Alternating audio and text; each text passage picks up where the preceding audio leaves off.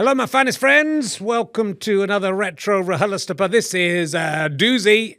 I was very nervous about this one. This is with my former romantic partner and also fantastic comedy actor, Sally Phillips.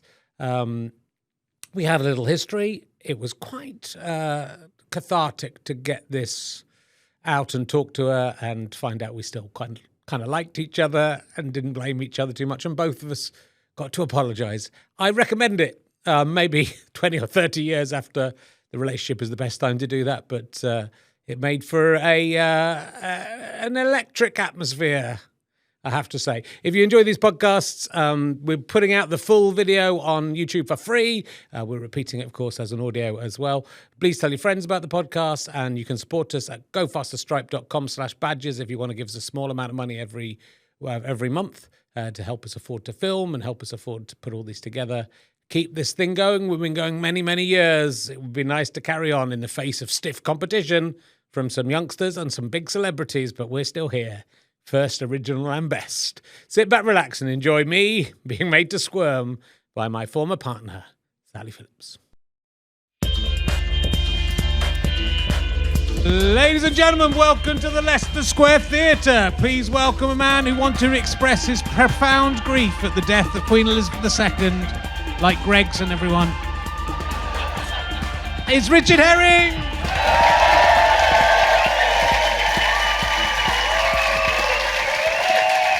Thank you very much. Thank you. A lot of royalists in. Thank you very much, my finest friends. Welcome to another edition of Richard Herring's Leicester Square Theatre podcast. But I was talking to 100,000 Paddingtons today, piled up on 100,000 rotting marmalade sandwiches. And they all call it RHLSTP, so now that's gonna, don't know. Not much has happened this week, so there's not much to talk about. I think the whole nation is obviously in mourning for the death of Mrs. McCluskey from off of Grange Hill, so that's... Sorry if I've just broken that to you. I genuinely am very upset about that. But I'm not allowed to take a week off for that, am I? Oh, no. No, there's some... You know, this is... for the people listening at home, because this is going out in a few weeks, this was recorded on the day of the Queen's procession through her coffin going through Edinburgh. I just think it's lucky that didn't happen like 2 weeks ago when the Fringe was still going on. Because by the end of that would just be plastered in flyers. The bins wouldn't have been emptied. You know, might have had some advantages. So it's, explain the smell. This is going out live. I've got to be careful. This is being live streamed. And the good news, the game's good news. We've got a new king. God save the king. Hopefully it works this time, God, if you're listening. You had one job. The good news, Prince Andrew is now 8th in line to the throne. So that it's only seven people need to die or to abdicate. I don't really want to wish those children. I just hope they'll decide to abdicate.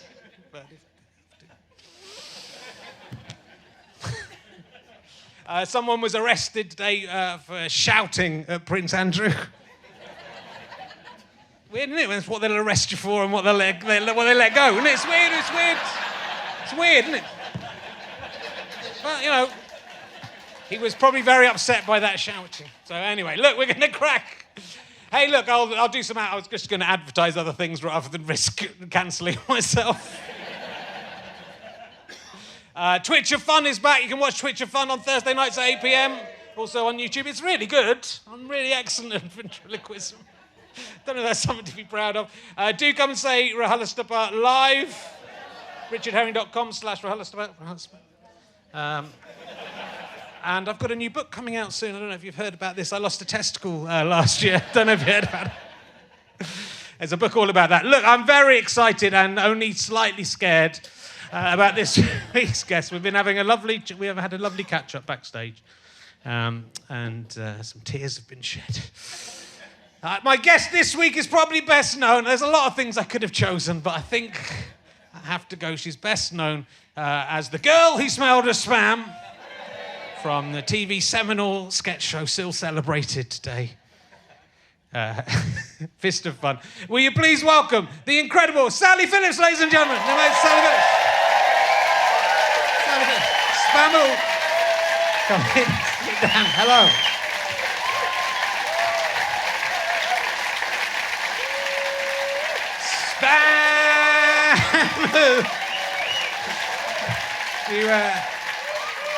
Do you still get people shouting? You know, I do still sometimes get that. I get a mixture of, that and aha. Oh, yeah.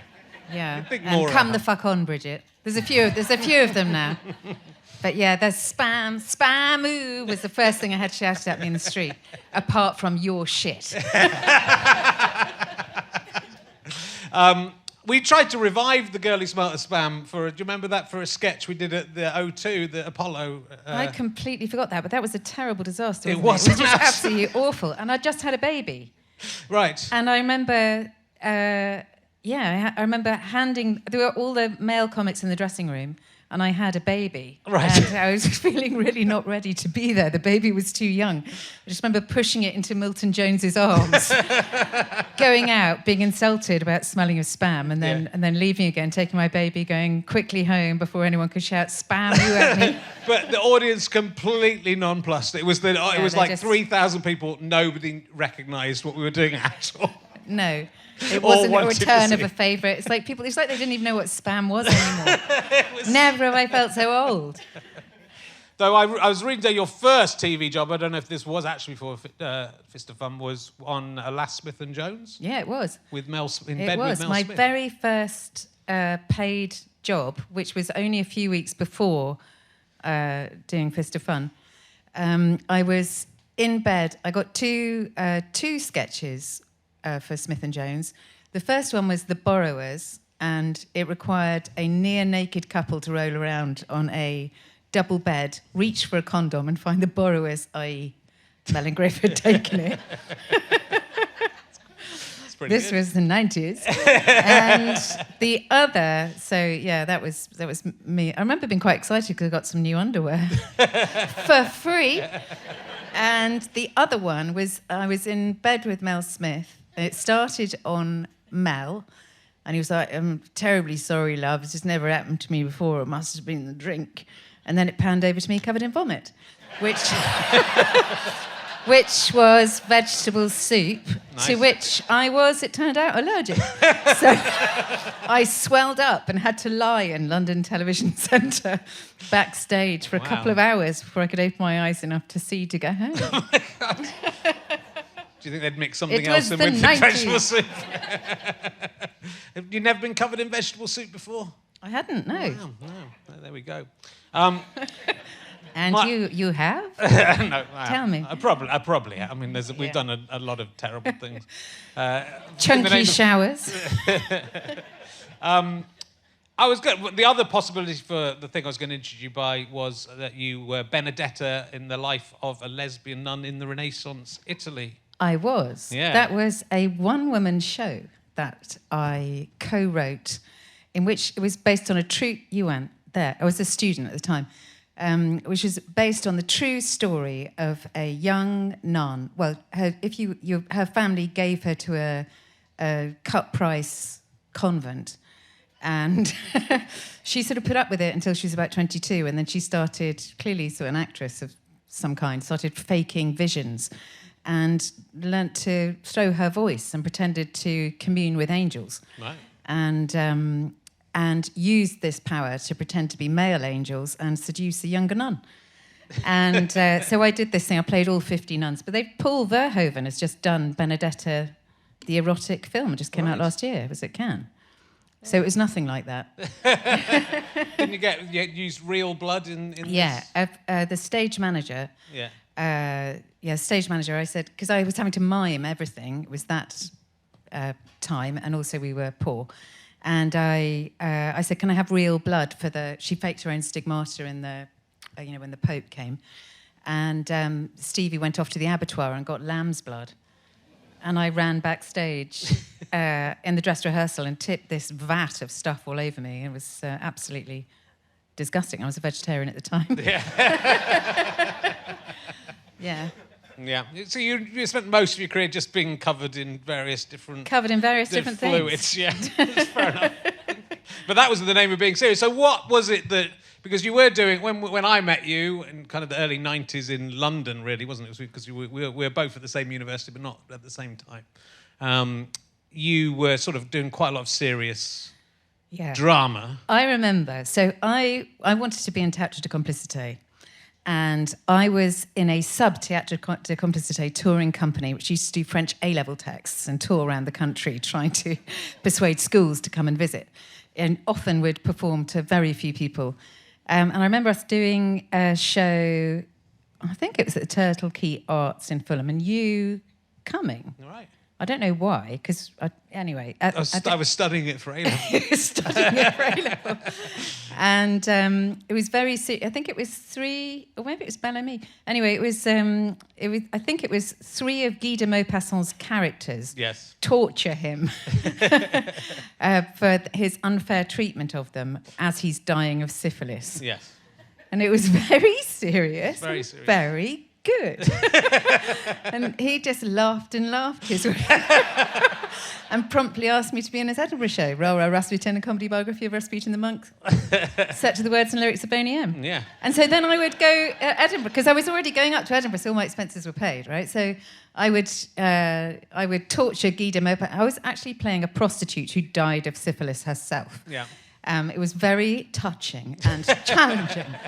And I would do that and be all sort of worn out and then run across town and put on a boob tube and flares and...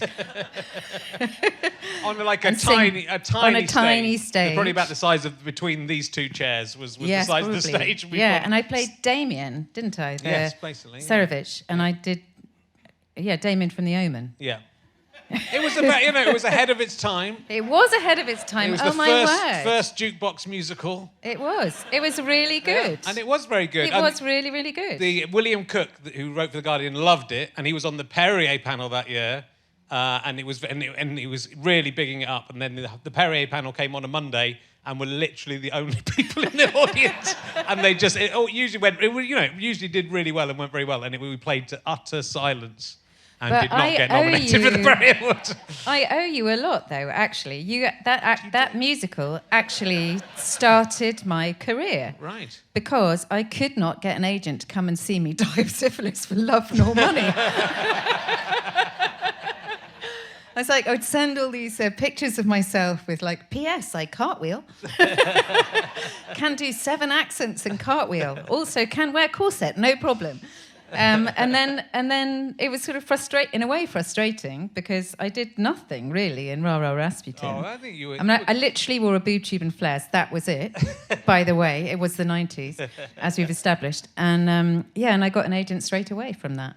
There you go. So thank you very much. And that agent was Rebecca Front's agent. So I sat in Rebecca Front's slipstream and took all the things she turned down. And the rest is history. Incredible. I think there were some good parts in there for you. So it was good. You were very good in that. And I reckon you were funny right from the get-go. I recognised you as being extremely funny, and you still wanted to really be a serious actor, which is just... I think that's the tragedy of my life. Yeah. That the more serious I am, the more people hoot with laughter. Like I was trying to get my passport photo done, and they kept sending me back, going, "You're smiling." I'm going, "I'm not smiling. I'm actually weeping here." I'm thinking of death, and that happens in shows, in films. If I have to look really, really sad, I have to go so dark in my head to get a kind of neutral expression. You really don't want to know what's going on. And all these years of doing comedy don't help, because your face sort of sticks like that, doesn't it? Yeah. It does, but you're extremely funny, and and it's amazing looking. And I knew you'd done lots, and obviously I've followed your career, but you've been in so many things. In fact, today I was just watching one of your latest things, which is an Australian film called How to Please a Woman, in which you're fantastic. I think it's really it's a real. I think keep waiting for the joke. I didn't think I was going to like. I didn't think I was going to like it. I didn't think you were going to like it. I didn't think I feel like I'm going to be attacked. I'm just waiting. Yeah. And you're the thing is, I think you've done a lot of roles where you've been like part of a team, or you've been like a supporting player maybe. But this film, you are the absolute lead in and carry the whole film, and it's about it's about a woman who sets up a cleaning business and then realizes that it's based on a true story. Based on a true story. It's based on a true story. There were these Sydney housewives who were, elasticated trouser, nylon trouser wearing women in their late 40s and early 50s who decided that, they were not prepared to give up on sex, and lots of their friends didn't want to give up on sex either. So they organised a cleaning business, which was only men would come and clean the house, and they would also offer sexual services on the side. And the director, who's actually an incredibly shy and slightly repressed person, became completely obsessed with these women, and decided it was a really great, form for a story for discussing female desire. Well, female desire and the importance of knowing what you want and explaining what you want and communicating in both directions. It's a very charming. It's in the spirit of The Full Monty or something like that. It's a solid 2-star film. I know. I think it's. It got 3 stars in The Guardian. It's not bad. It's not bad. She wanted it to be reach as broad an audience as possible, and she's not a comedy director. She didn't intend it. She wanted it serious. And I think she did keep some of the gravity in it. I think so. I think it's an interesting subject. I think it's solid 4-star myself. Thank you. Especially for what it is. But you're. I think one of the reviews said, which is completely right, that you realise how good you are because you're quite uptight. Or the character's quite uptight all the way through, and towards the end becomes a little happier. I hope that's not a spoiler. For this kind of film. She goes through some struggles and then it works out all right for her in the end. I'm so surprised to be talking about proper work. I thought I was going to have an hour talking about my Vash Kiri voiceover. It may come to, but because I've literally just watched it today. I thought we'd talk about it first. But then when it's so lovely when the character is happy at the end and the difference is so marked. I think it will. Well, listen, I really loved it. And we got to go to Perth, which was in the lockdown, which was great. To go to the most isolated city on earth was completely fantastic. And I love Australians. I really, really love Australians, and especially Australian actors, because they're so open and you go, wow, that was really good. And in England, if you say to someone, oh, that was really good, they'll go, same performance, different wig or whatever. They always put it down. In Australia, they go, thanks very much, I worked really hard on that. And it just feels it's just so much more relaxing when everyone's just honest about what's going on and care deeply about what they're doing. And also, it's not a bad place. It's beautiful. Very nice. Have you been to Australia much before? I was... you were born there, right? No, I wasn't born there, but I did go to school there. Yeah, because you had a life... as a child, where you were all over the world. Your dad was working in the Foreign Office, was he? British Airways. British Airways. I didn't know that. Yeah, you did know that. I did know that. He did know that because he did actually live with my family for a while. We didn't know if we were going to talk about it. We did go out with each other for a bit. Did we? I don't remember. Yeah, did we? I don't remember. Yeah, he doesn't remember anything. I've been out with most of my guests. And that's why... And that's why I've come wearing entirely witchy green. No, it's fine. We're over it. Well, your dad was a very, very strong tennis player before he got to the US Open finals, semi-finals of doubles. Yeah, he did. He played in 3 out of the 4 of the Grand Slams. And that's the reason that I was sitting next to the Royal Box at Wimbledon. That's the reason you when were. Princess Diana, which I mentioned last week, tried to get off with me. And if at that we were in a relationship. I think the awful thing about that story is it's actually true. There was genuine, because I was going out with him at the time, remember? And I was standing there, and he suddenly goes purple, and so does Princess Diana goes purple. And, it's one thing to be chatting up other people when you're with your girlfriend, but to be winking at a princess. I just pulled a funny back. It's not on, is it? Hence the green. But last week I said that if she'd invited me back to the palace, you would have had to let me go, right? You'd have, especially, in hindsight, knowing how, yes, I know that. How little time she had left.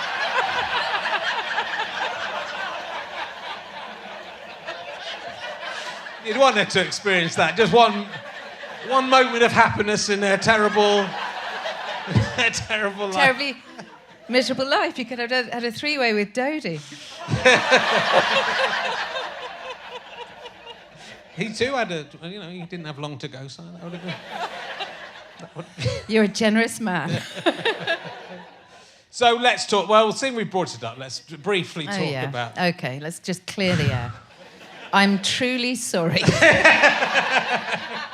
It was... Well, you mentioned this on Mel Gedroit's show, which Gedroit, yeah. Unforgivable. The unforgivable thing I did. In which we... Which came after the unforgivable thing that you did. We were in a relationship and we broke up, and I think the mistake we made was we sort of liked being broken up more than being together. And liked each other better. You did. You did. You did as well. I thought I wanted to get married. Yeah.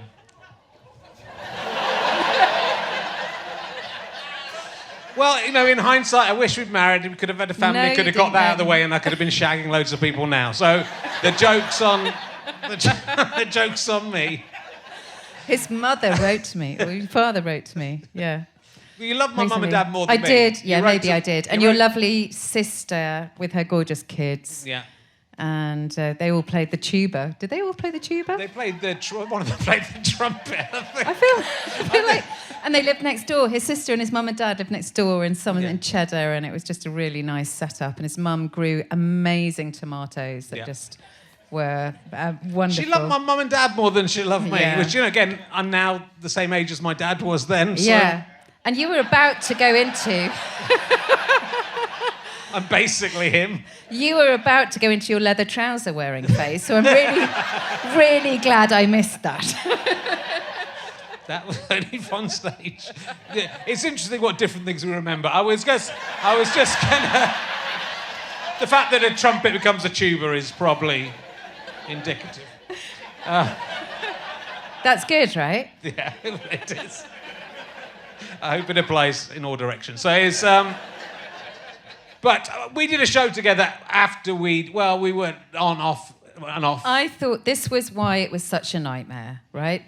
I thought we were back together, and you thought we're just having... My son is in the room, casual sex. And many mid-20 relationship, goes wrong on this, people not being entirely clear about that. So we started...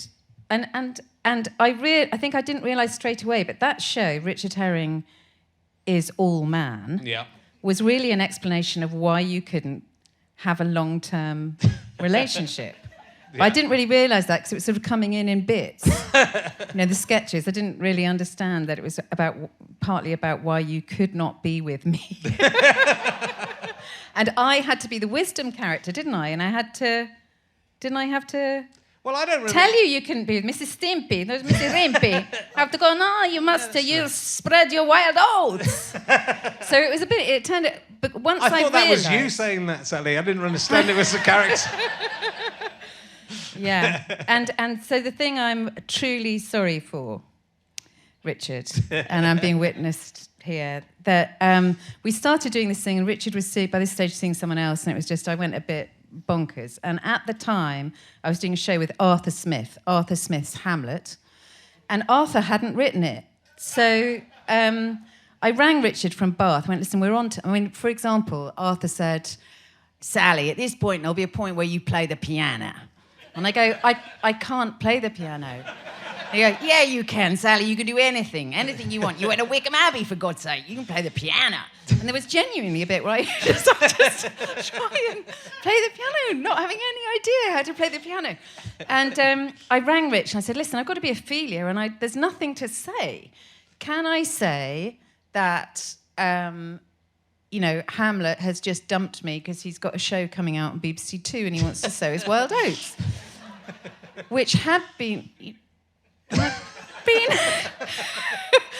was a joke at that point because I thought we were back together and you said that's fine. Okay. But by the time we actually got to Edinburgh, yes you did. By the time we actually got to Edinburgh, it was no laughing matter and I was properly angry. And And so, but I sold you more tickets because people used to come and see the double. So they'd come and see Richard Herring is All Man and watch me breaking down there, and then come and watch Arthur Smith's Hamlet. You saying you heckled me? I don't remember that. I did heckle you, yeah, backstage. I remember because there was a bit where he did a piss take of me dying of syphilis, that show. He go, "My name is Guy de Maupassant," he said. And I can't remember. I do remember going, "You're a shit actor," from backstage. And Graham Linehan, sort of afterwards, almost grabbing me by the scruff of the neck and going, "I'm not going to try and do his accent, but you can't do that, Sally. You can't heckle him during the show. It's a bit much. Maybe wait till after." Yeah, so I'm truly sorry. I didn't put your real phone number on the thing. You know that. I do. Well, I thought, no one rang me. I'd have quite liked. I was very lonely enough. So we had Mad Frankie Fraser in the show. So Arthur was sort of contrasting Hamlet, the man of thought, with Mad Frankie Fraser, the man of action. And we'd had lunch with Mad Frankie Fraser. And Arthur went, "Did you ever kill anyone?" I went, "Of course I did." And the joke was that that Ophelia had put Hamlet Herring's phone number up on Dick Kipper. Actually, that was the name, wasn't it? Dick Kipper. Yeah.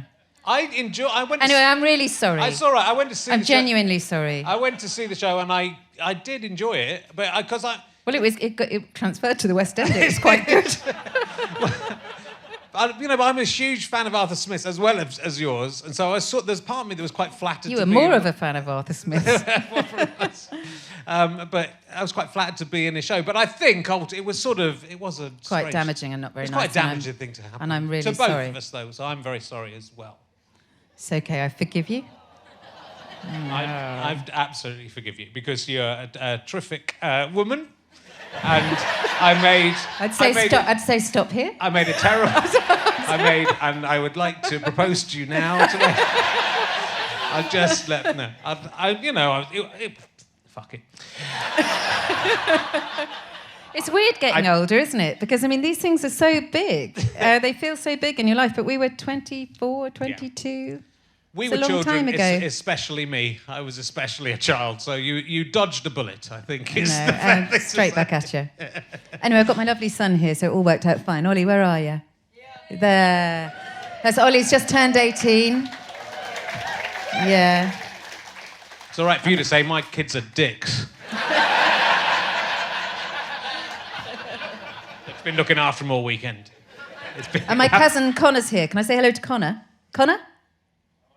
Hey, Connor. Thanks for coming. You could have been related to Connor. This isn't Swap Shop. You can't say hello to people. This isn't on it. There's people listening at home you can say hello to, and everyone you know at home. Hello, Keith Herring. It's still going. They still talk. When I did Relativity, I put a bit about the tomatoes in. I know. I saw it. I saw it. There you go. We're through the difficult bit. There was something I wanted to talk about the previous Edinburgh. I can't remember what it was now. It's got lost about. We did Rich Herring is fat the year before. What was I going to say? Can't remember. RHLSTP was completely fantastic. I think you should bring it back. Well. And also Boney M. What an underplayed band. I mean, awesome. Boney M. Come on now. The thing with RHLSTP was all about Charles and Diana, we might be able to update it now. It did all kind of fit. I think... But it was mainly about the Russians, wasn't it? Well, it sort of was, but it sort of wasn't. It was sort of... Wasn't it? It was... You were Rasputin, I was Rasputin. Yeah. But I had Mr Kipling's French fancies, which I don't think is... I think that's canonical about him, it may be. Well, we did Fist of Fun, despite having broken up. Did we? Yeah. I thought that was before we broke up. No, it was after. Oh, did we? Yeah. Oh, there we go. Yeah. I insisted you were still in it. I don't think many people would have done that. No. So you're. I'm a great guy. But also I knew because you were brilliant in that show as well. I don't know that I was. You were. Anyway, I'm as I said, very grateful. I owe you my career. Thank you very much. And I'm deeply sorry. Can I have a part in the new Bridget Jones film, please? I'm not in charge of that. I did audition for a part in Bridget Did you? Jones. Yeah. Which one? I think it was a character that got cut out of the film. I wasn't right for it. There was a man interviewing somebody. Oh, yes, I know who did that. Yeah. But in the fire station. It was in a tent or something. I don't know what it was. Oh, right. Yeah, no, I'm not sure. I think it got changed anyway. I did watch it and I recognised some of the lines, but I wasn't very good. So, and you are very good. You were right. You were right when you heckled me back in the show. No, I heard you on the radio this week. You got drama on the radio. Very good it is too, and you were very good. Oh, thank you. Look, isn't this boring when people are nice to each other? Why couldn't you be nice to me in the 1990s when I needed to be? When everyone else was being horrible to me. And I had to go through Steve Coogan and Patrick Marber telling me I couldn't act. Why weren't you there? Did they? Oh, they were horrible. They were fucking Were horrible. they? Yeah. Were they? But you were horrible to Patrick Marber. You used to do a thing about... That's why we were horrible is that to why? Patrick. Yeah, I've sort of... You got your revenge, though. I mean, every single episode you had Patrick Marber's face on some spoons or something. I saw Patrick Marber at Steve Coogan's 50th birthday party, and he saw me coming towards him, and he went...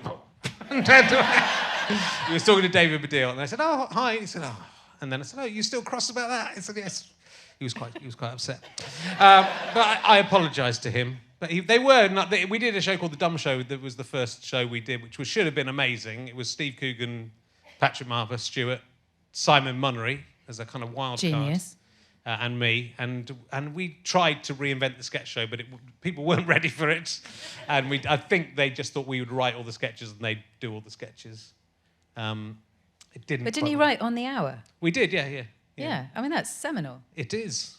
But there we go. I remember going to my first comedy awards when that was nominated, and not being able to take I didn't know what these awards. I didn't really know what you were supposed to wear or whatever. I'd run to Camden Market and got a cheap shift dress and matching bomber jacket, and it was really hot, and I couldn't take the bomber jacket off because I hadn't shaved my armpits. Just getting hotter and hotter and hotter, but also being bedazzled by Birds of a Feather and people like that. That was the last one. Did you win? I think you won. We might have won with On the Hour, yeah. I've never been... I think I did two years with On the Hour, and have never been back to the British Comedy Awards. But the last time I did it, I cut my hand. Anything like that where there was free drink, we would just drink as much as we could because we had no money. They do it on purpose now. They don't give you any food, and they give you loads and loads of drink in the hope you'll behave badly. Yeah, so we behaved badly, and I cut my hand, and I had my shirt covered in blood, and then was never invited back. And the last time I went to the BBC Christmas party... Don't do that.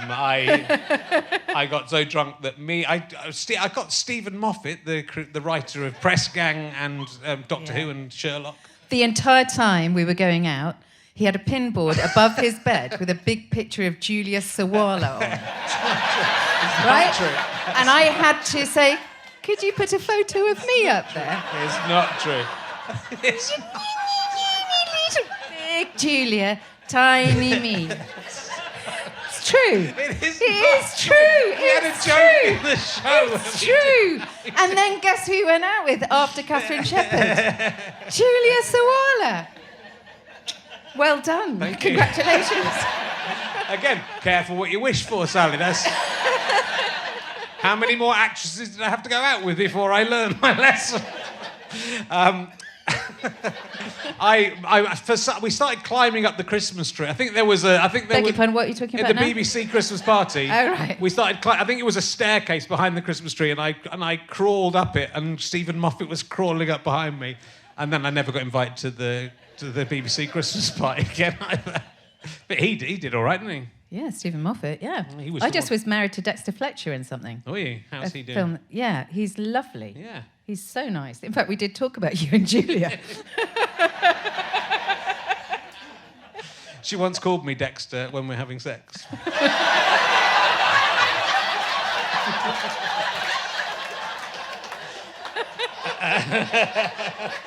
So tell him that next time you see him.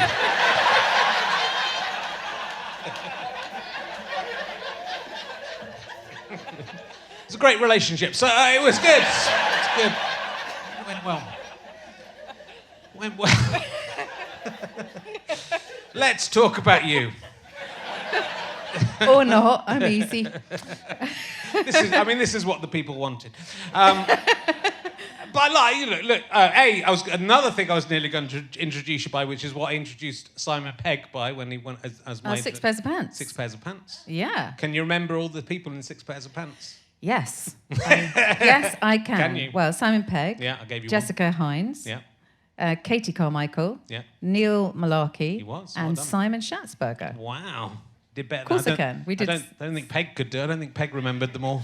Didn't I he? forgot Malarkey was in there, I'd have to say, until I saw it, yeah. It was a bit weird that Neil Malarkey was in there because he was about 10 years older than everybody else. He was. Yeah. And none of us enjoyed it. Did he tell you the story about us? So it was this really, I'm going to say shit, shit sketch show from Meridian in Anglia, but at least it was something happening, where none of us had done anything before, really.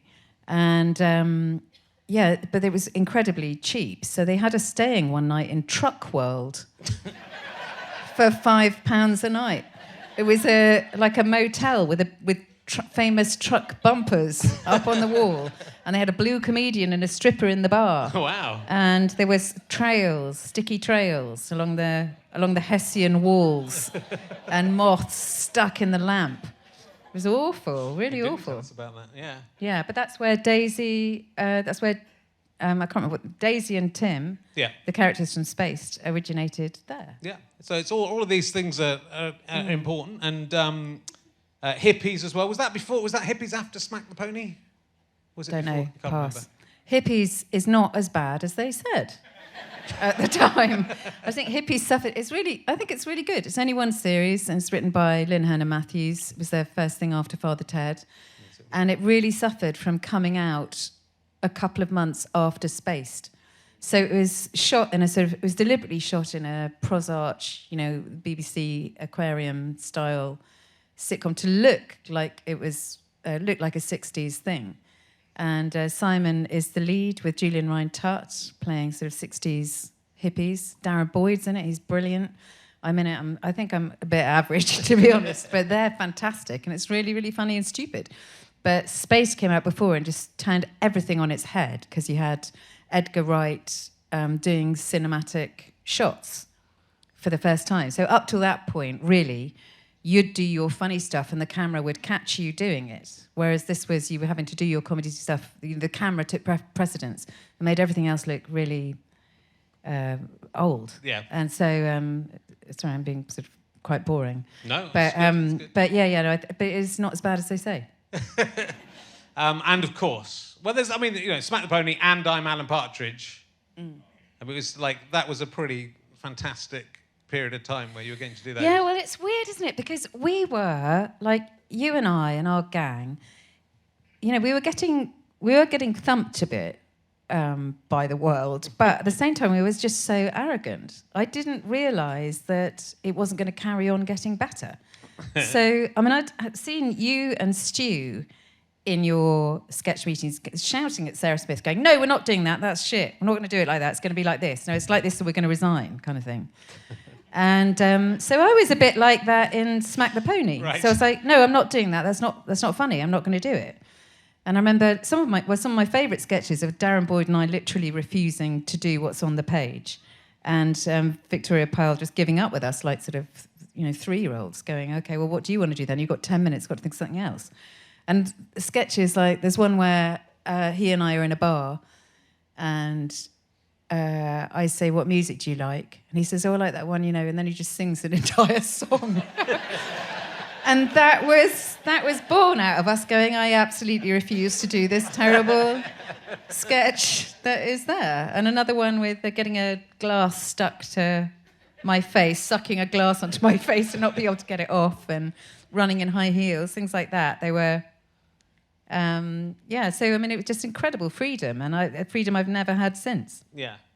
We did. But I think it doesn't exist anymore, that freedom, really, unless you're Armando Iannucci or, there's very few people, Reese and Steve seem to have it as well, who's coming up. But, But, you know, there's very few people who are allowed to do exactly what they want. But that was you know, we were, like, very cocky.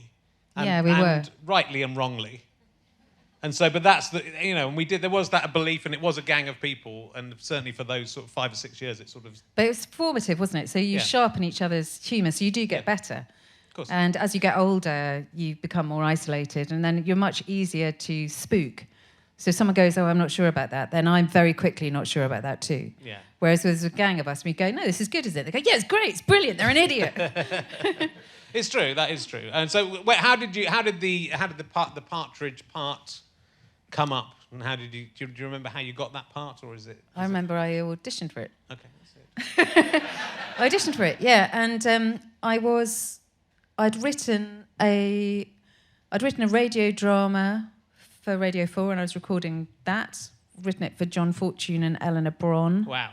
I don't know, you have to be old to know who they are, but they were amazing. They are amazing. And that was a junior minister for transport having to go up a tree because he said he would if they built a motorway through his constituency, which feels sort of, I don't know, like I wonder if I haven't got a copy. I'd be quite interested to listen to it. And I went off and auditioned, and the story goes, I was told later that they had been auditioning a lot of supermodels because Steve had said, I think she should really... You know, she should really throw Alan. He should come in and she should be so beautiful that he just can't cope. And they'd auditioned the supermodels and they hadn't been very funny. Yeah. And so then Armando had decided to audition some people who were funny. And I remember him coming in and thinking, oh, the funniest thing to do now is laugh and leave. But if I laugh and leave, I won't be in it very much. And then thinking, actually, that's quite convenient because I'm up in Edinburgh and it clashes. So that's what I did, and that's what stayed in. And I was incredibly fortunate to do that. Yeah. And with Smack the Pony, did you try to do that again quite recently? Was there a sort of talk of reforming? Well, we've got this thing where people come up to us the whole time going, when I say recently, like, you know, the last 10 years, I guess, people come up all the time going, are you doing another one? Will you do another one? Can you do another one? Oh, we really miss it. Will you do another one? And so occasionally we would, because we're mates, you know, we'd get together and go, well, do you think people really want another one? Or should we put something together? So we put together all kinds of different things. So I wrote we sort of improvised, and then I wrote up a thing which was 3 sisters all kind of getting divorced at the same time. And that went a certain way with Channel 4, and then there was a change of personnel. And then we did a sketch show thing for the BBC, and that went a certain way, and then there was a change of personnel. Yeah. And really, to be honest, I can't be bothered anymore. People still come up and say, will you do another one? And I think there is something to do with older women. I mean, older women are not on the telly in the same way. Or, you know, there's certainly things to say about the older female experience. What TV is failing to acknowledge or realise is that only middle-aged people watch TV anymore. Yeah. So there should be more programmes for middle-aged people. Yeah. Because they're not going to get... It's dead. Once we're dead, it's dead. That is true. So there's that. But it would be fantastic. And the 3 of you are still at top of your game, still all fantastic. Fiona's doing lots of stand-up now. Yeah. Doon's amazing. Always working. She just blew John it would be, and also it'd be great to see, because it was such a youthful kind of energetic show. It would be sort of fun to see it with. I can't be bothered. Yeah. But that it just sit in chairs. It just feels like there's so many struggles to have there. One is, you know, what you do with the previous brand. You know, do you do it the same or do you do it different? And then it's, you know, can you live up to it or not? And the sketch show is dead. Long live the sketch. I mean, how are we doing the sketch show these days? And it just feels like if I were going to do a sketch show, it'd just be a lot easier to do it with someone else. So there was none of the other baggage. Yeah. I mean, you're doing pretty well doing movies and stuff. So solid 2-star movie guy. I'm a 2-star movie star. In some ways, doing a sketch show might be a backward step from being in films. But there's another Bridget Jones. Is there coming up? Who knows? Oh, okay. I mean, they announced it in the papers, and the availability checked me for now. Okay. And I'm here. I'm free. This is This is part of it. I got the job. And this is the character I'm playing. Did pretty well. Yeah. I auditioned for. Well, I didn't. I wanted to, but I didn't. That's a hilarious story. Oh no! Wait. I auditioned for Bill Grundy in the Pistols thing. They wanted me to audition for it, and I learnt it all and got it, and started doing an impression of him, and then they just cast Kevin Eldon. Kevin Eldon? Yeah, Kevin Eldon did it. The actor Kevin Eldon. He was good. Kevin Eldon's in a lot. He is in a lot. He's doing very well. He is. He was. I haven't seen Kevin for ages. How is he? I haven't seen him for quite a while. I saw him at when I was doing Lisa Tarbuck's show. What was that even on? Do you remember that Lisa Tarbuck panel show, game show I did? No. Don't think it was. Was it? Maybe it was House of Gay. I did a show where I elbowed Denise Van Outen in the face accidentally.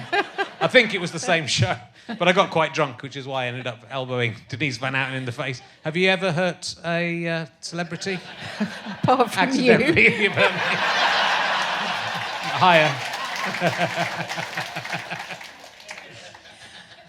No, but Hugh Grant doesn't talk to me. Oh, really? Because I got very drunk in Thailand. Right. And was very indiscreet, and then he became afraid of my giant mouth. I lost my flip-flops in the sea, and I was sick in the guitar bar's sand toilet. And now he doesn't talk to me except on set. Right, okay. Which is completely fair enough. We could get you to make up with Hugh Grant. He was that when I did a gig for, which I've mentioned many times, for Theo Fennell, the jeweller store. Theo Fennell, Emerald Fennell's dad. Yeah. Fennell is his name. Is it? No, I don't want to call him Fennell. I'm not fucking calling him Fennell. It was like all the most famous... Herring. It was, yeah, Herring. It was like Elton John and all the most famous people in the world. You did a gig? I did a gig. I had to do 5 minutes of talking cock. That's terrifying. Yeah. Well, I found it quite funny, but Hugh Grant was the only person who laughed.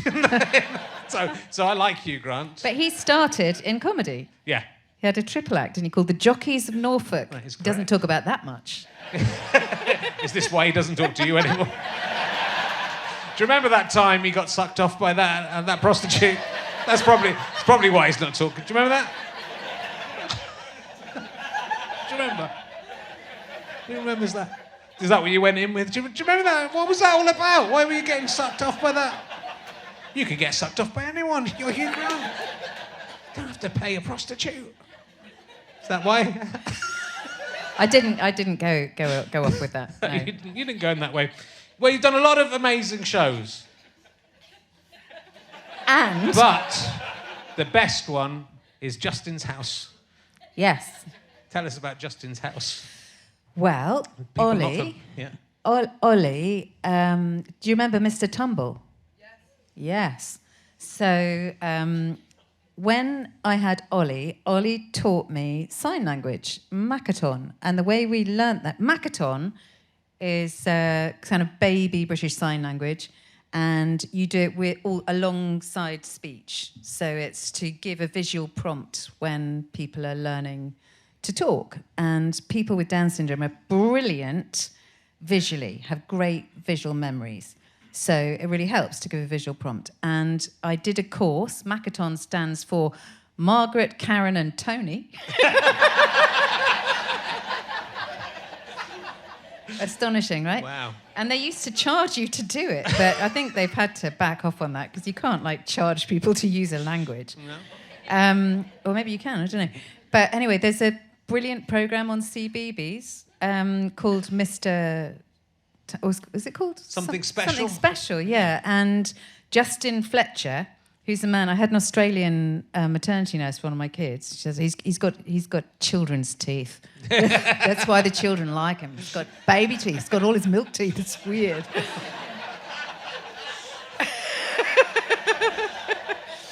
And so, Mr Tumble. That's how you do Mr Tumble. And so I got... Okay, I'm going to tell you the absolute truth. Should I tell you the absolute truth? Because there's the party line and there's the absolute truth.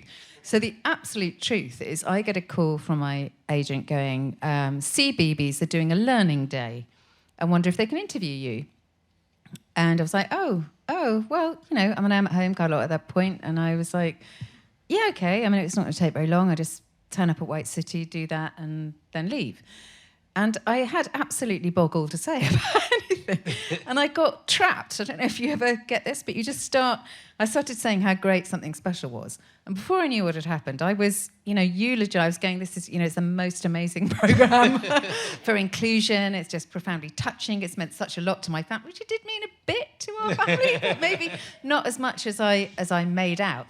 At the end of which, the producer came, Alan Johnson, a very nice, smart guy, came up and said, since you like it so much, would you and your family like to be on it? Yeah, okay, why not? Why the hell not? Yeah, so we go down to Brighton and we have a family day on Something Special. And I'm quite pregnant at that point. It's really hot. And the kids, do you remember it all? Do you remember it? And the kids did a lot of standing near the helter-skelter but not going down it, being near the sea but not going in it.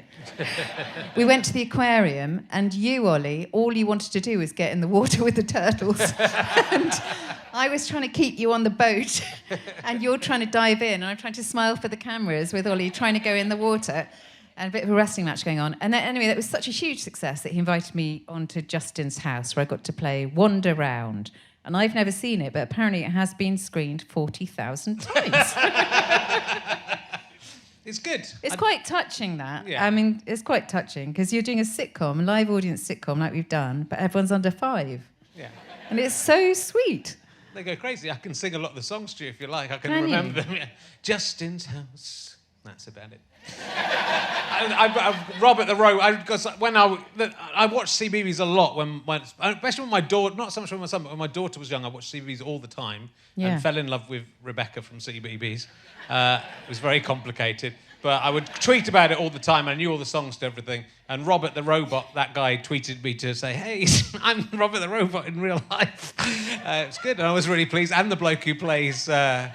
It's a bit while since I watched it. What's the ones that I could used to sing the whole song to with Uber Corn in it? That one, the Go Jetters. The bad guy from Go Jetters listens to this podcast. Robert the Robot is also the voice of Fireman Sam. Is he? He is. Well, they're very talented guys. They very are. And we met Justin, but my daughter doesn't remember meeting him. Oh. We had to wait half an hour to meet him in a corridor. Yeah. I remember saying the absolute truth.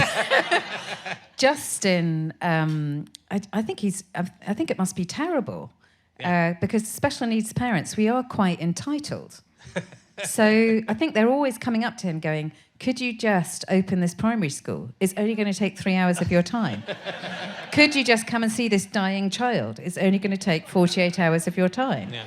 And it's just really, really difficult. I mean, I sense he's become afraid of the public. Well, he's retired to Henley. Yeah. Well, I can't imagine. I mean, he's very successful, so, that's one thing. But I was just sort of thinking from his point of view, if he ever, I don't know if he's got kids, but if he ever had kids, he can't ever take them anywhere because all the other kids will just be going nuts. Even if he'd just been Mr Tumble and then not been Justin, they wouldn't know.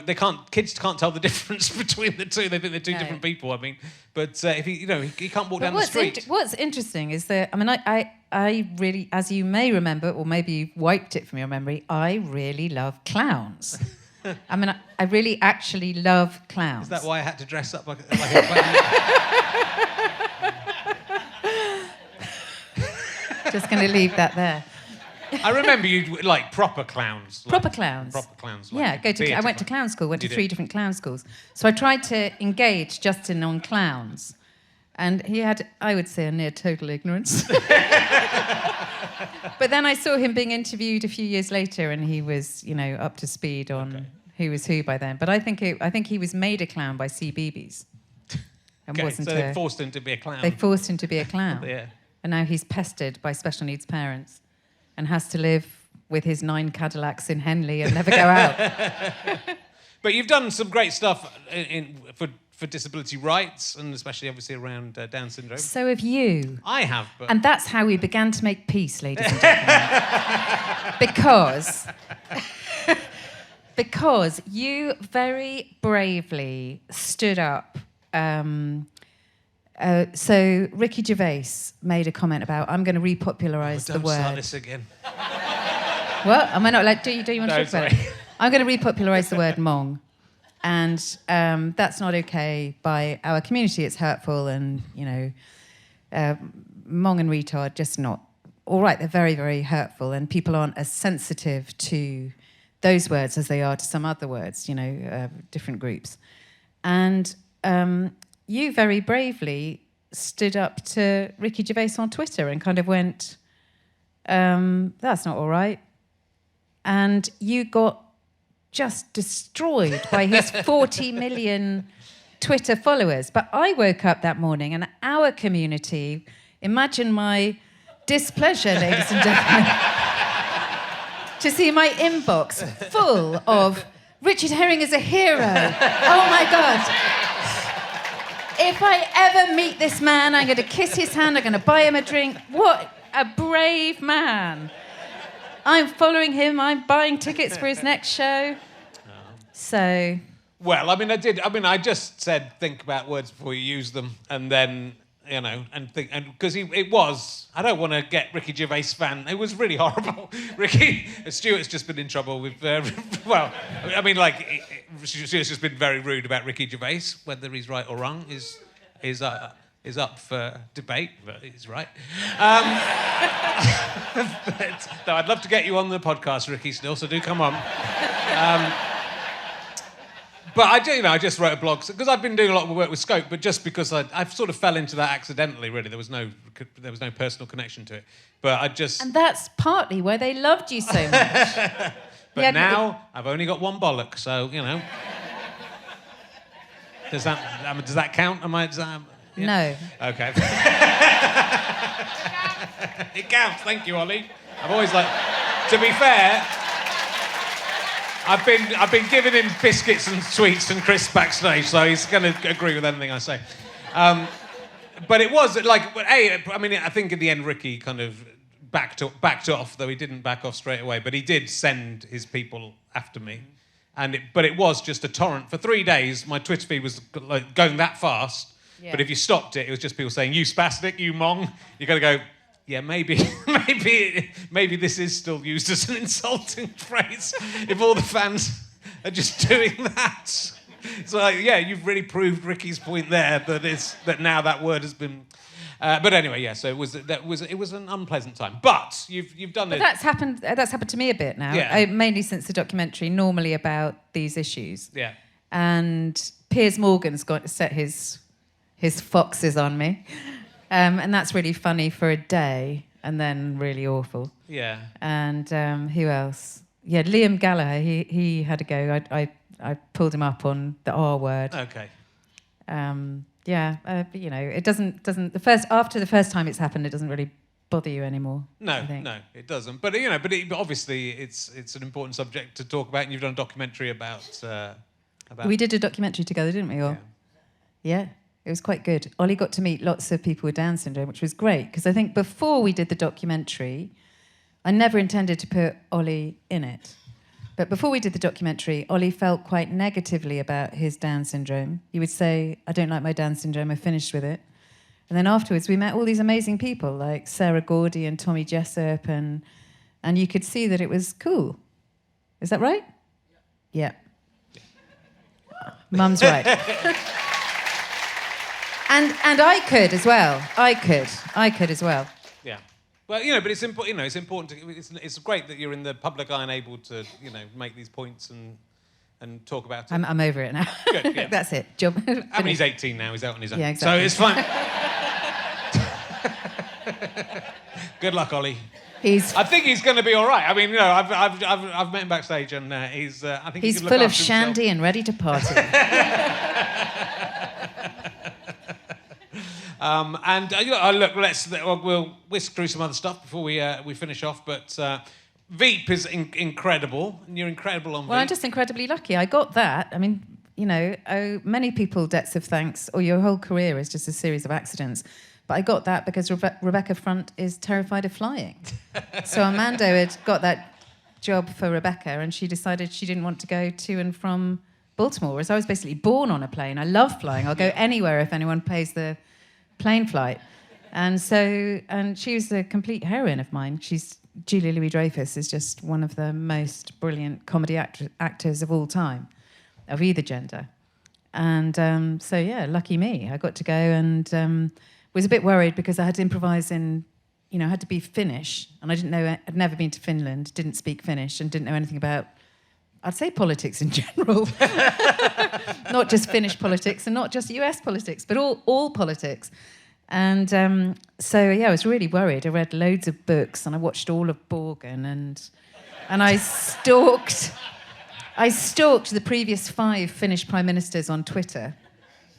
And I started to learn Finnish on the island. I was really scared. Wow.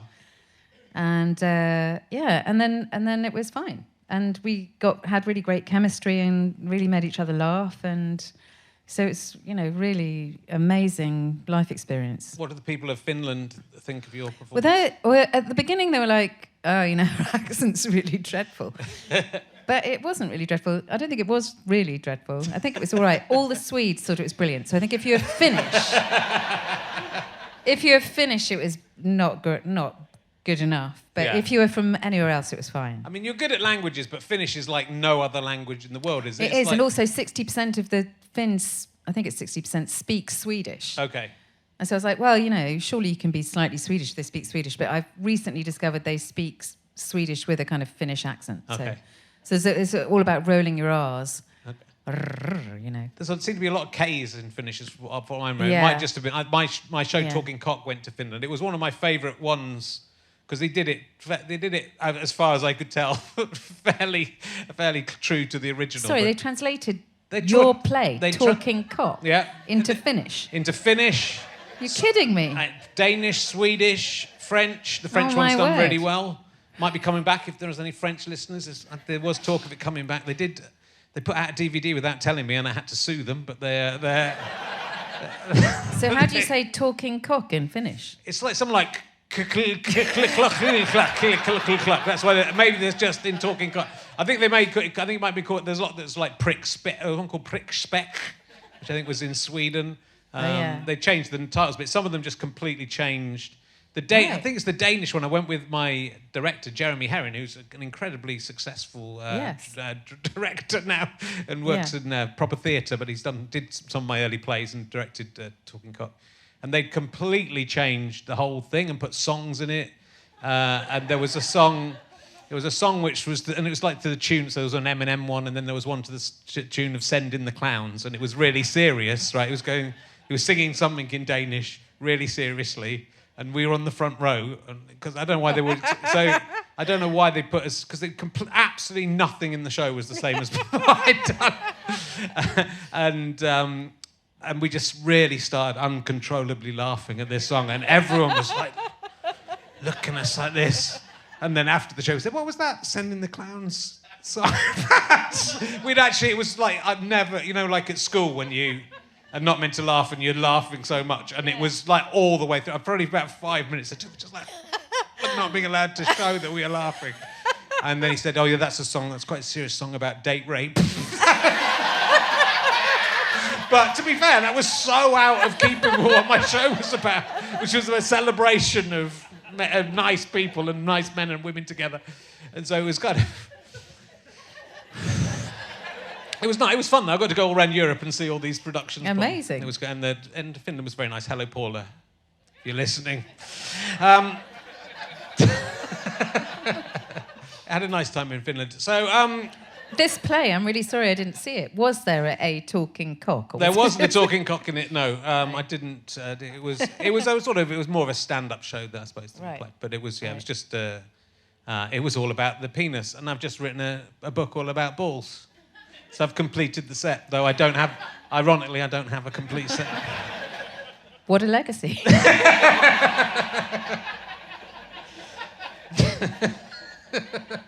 It was like I had to turn down the vagina monologues because I just didn't think I'd be able to do it without snickering. It'd be nice if someone was. The vagina monologues it was a response to the vagina. Well, not a response, but it was. I was doing Christ on a Bike at the Arts Theatre. Which was used to be the Leicester Square Theatre over there, but it's still there. And the Vagina Monologues was on before me. and it was always full of people. And then I'd go on and do Christ on a Bike, and there'd be 25 people in there. And every time in the bar, someone said, you should do a male version of the vagina monologues. I went, don't be stupid, it's such an obvious idea, I'm not doing that. Then I thought, oh, maybe I'll do one, maybe people will come and see it. And then I thought I thought men needed to talk, but then that's again back to your film. It's about the communication, people talking about their sexual needs and desires, and it's an important thing. So, yeah, it's very hard. Yeah. If you're British, I think. Well, I just find it incredibly hard. I found the worst thing about doing that film was doing the press, because I was mortified and all the interviewers were mortified as well. So none of us knew how to talk about it. Even though you've learned from the film? But my character is there to be really embarrassed throughout. Yeah. So I was really embarrassed throughout. So I was the only person in the film who wasn't having sex. But it was very moving, really. We did the only nudity was in non-sex related scenes. So we had a women's changing room, and there was a woman, all these different bodies, and a woman going, "Oh, I've just had a really bad, life experience, bad experiences with men, and I just felt like this would be a good opportunity to, claim a bit of power back." I mean, the Aussies are just much better at talking about that stuff than we are. End of discussion about the film. I just can't talk about it. I just can't. It's really embarrassing. It's not embarrassing. It's good. Right, what's coming? We better quickly go into anything that's coming up. The things that I've found you're doing coming up. Oh, there's so much we haven't talked about. Taskmaster, I loved you having sex with that water cooler. That was amazing. That was amazing.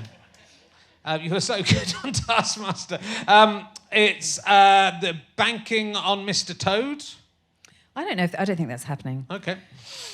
It's a film. Basically, films, their finance falls away. So you get signed for something, and then like Bridget Jones. I'm booked. It's been announced. I'm booked for now, but it's been delayed. So let's see if it happens.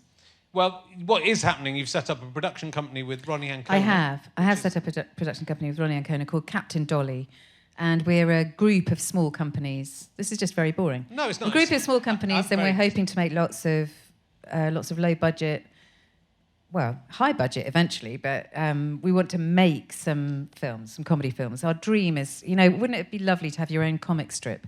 Yes.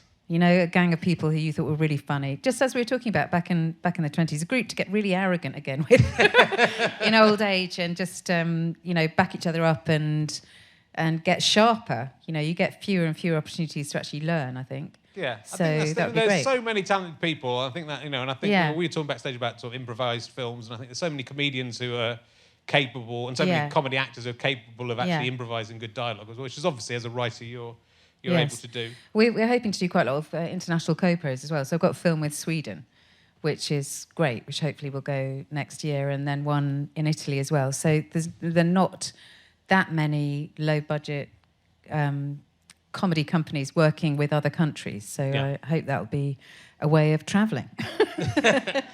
Is there someone to help you and Ronnie out with organising everything properly? Because I just worry about the two of you being in charge of something. Yes. Yes, there is. She's called Layla Musavi. And we're hoping to get another fantastic person on board to help us. Yeah, you're completely right. You've absolutely identified the problem. I mean, Ronnie is more nuts than you are. So that is... I do love her very much. Is there anything that you can talk about that's coming up apart from that? Have you got any? I think so. I mean, I did a film called The Statistical Probability of Love at First Sight, where I was married to Dexter, and that should be coming out on Netflix in the next couple of months, I think. Right. And then something called My Happy Ending, in which I die of cancer. Well, I'll definitely watch that one. So it's definitely watch. It's been lovely to see you again. And you. Why did we stop hanging around? I think because you were going out with so many other people, and I couldn't get over that.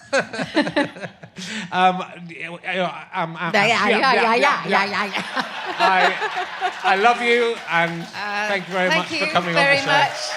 Sally Phillips, ladies and gentlemen. Richard Herring, ladies and gentlemen. Thank you.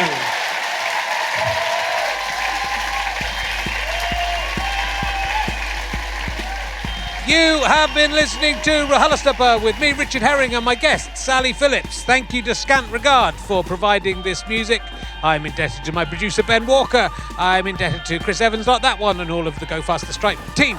Thank you very much to everyone at the Leicester Square Theatre and Her Majesty Queen Elizabeth II. This is a Sky Potato Fuss and Go Faster Stripe production for the internet. Go to gofasterstripe.com. There's loads of goodies to be had.